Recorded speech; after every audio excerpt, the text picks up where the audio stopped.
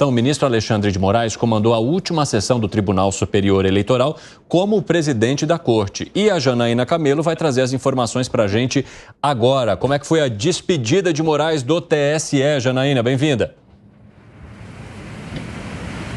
Boa tarde, Evandro. Pois é, a sessão de hoje marcou aí o encerramento, desse mandato do ministro Alexandre de Moraes na presidência e no comando do plenário ali do TSE nos últimos 1 ano e 9 meses. A sessão de hoje ela aconteceu normalmente, analisou algumas ações. Na verdade, não é às quartas-feiras que essa sessão acontece, sempre terça e quinta-feira, mas como amanhã é feriado, então o presidente ele convocou essa sessão para hoje. E analisou, por exemplo, o TSE confirmou aí a decisão do TRE do Rio de Janeiro, que condenou o ex-governador Antônio Garotinho por crime de corrupção eleitoral. Também julgou aí um crime de suposta fraude de cota de gênero pelo Republicanos. Inclusive, nesse caso, o ministro Alexandre de Moraes, ele acompanhou o relator reconhecendo que houve fraude. Depois esse julgamento acabou sendo suspenso. Mas nessa sessão, o ministro, ele recebeu alguns elogios aí dos que estavam presentes, como, por exemplo, a vice-presidente da corte, que é a ministra Carmen Lúcia, e ela citou aí recentes episódios, de ataques à justiça eleitoral, às urnas eletrônicas, e ela disse o seguinte, que neste momento específico foi essencial e que a atuação do ministro na presidência do TSE foi essencial e que era impreterível que houvesse atuação tal como aconteceu. E não seria diferente de se esperar dele como presidente do TSE. Outro também que fez elogios foi o Procurador-Geral da República, Paulo Gonet, que também atua como Procurador-Geral Eleitoral, E ele também citando esses episódios aí de ataques à justiça eleitoral, ele disse o seguinte, abre aspas, que nenhuma outra forma de resumo do que foi a presidência do ministro Alexandre de Moraes no TSE vence uma dessas fórmulas que aqui se mostra inevitável. Tivemos a pessoa certa no lugar certo, na hora certa.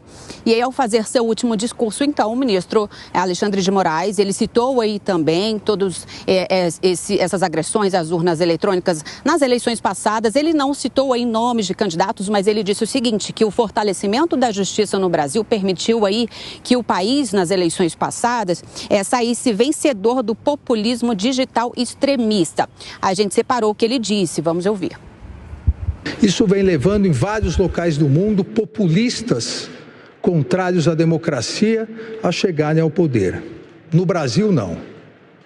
No Brasil, o Poder Judiciário, esse Tribunal Superior Eleitoral, apoiado pelos 27 tribunais regionais eleitorais, por todos os juízes eleitorais, membros do Ministério Público Eleitoral, apoiado pela Ordem dos Advogados do Brasil. Aqui no Brasil, nós mostramos que é possível uma reação a esse novo populismo digital extremista que pretende solapar as bases da democracia.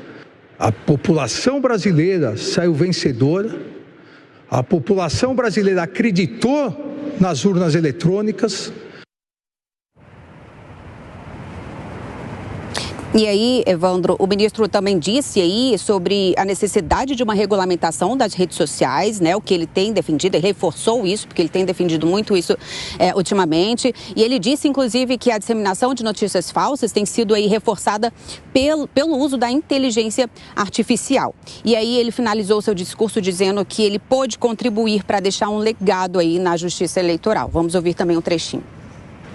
Um legado de uma corte, um legado de uma gestão, um legado de uma pessoa pode ser medido por vários fatores, por vários instrumentos, mas eu acredito que o maior legado que o Tribunal Superior Eleitoral em cada presidência vem deixando, e eu pude contribuir com isso, nesses 92 anos da Justiça Eleitoral, é o único legado que importa para a Justiça Eleitoral: o fortalecimento, a garantia e a permanência da democracia. Muito obrigado.